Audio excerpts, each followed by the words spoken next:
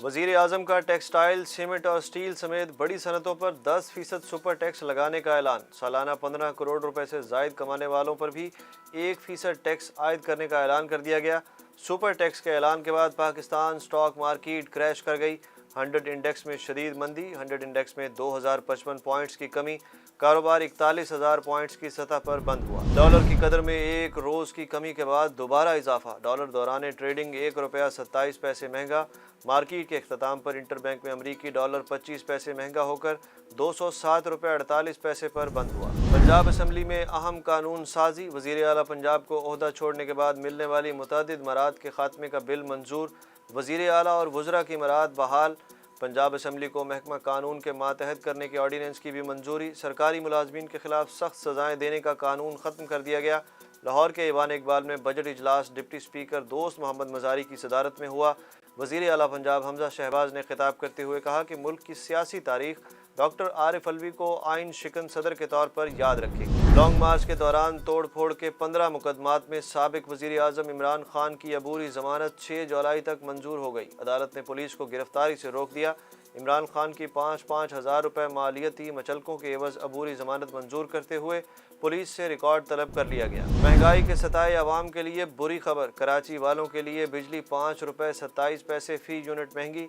1 जुलाई से मुल्क भर में बिजली की कीमतें मरहलावार बढ़ा दी जाएंगी। फ़ी यूनिट बिजली 3 रुपये 50 पैसे महंगी होने के बाद 1 यूनिट 20 रुपये 41 पैसे का हो जाएगा।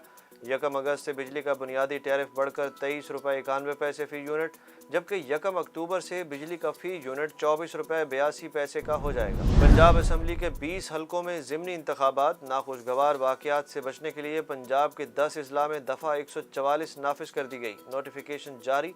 सूबे में ज़िमनी इलेक्शन 17 जुलाई को होंगे। दफ़ा 144 का इतलाक 18 जुलाई तक होगा। मुल्क में कोरोना वायरस के केसेस में इजाफा होने लगा। कौमी इदारा सेहत के मुताबिक गुज़श्ता 24 घंटों के दौरान कराची में मुस्बत केसेस की शरह 15.85% तक पहुँच गई।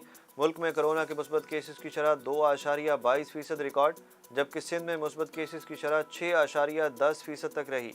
कौमी इदारा सेहत ने कराची और हैदराबाद में कोरोना केसेस में इजाफे पर तशवीश का इजहार करते हुए SOPs पर अमल दरामद की हिदायत कर दी। सिंध हाई कोर्ट ने तमाम दरखास्तें मुस्तरद करते हुए सूबे में बल्दियाती इंतखाबात वक्त पर कराने का हुक्म दे दिया।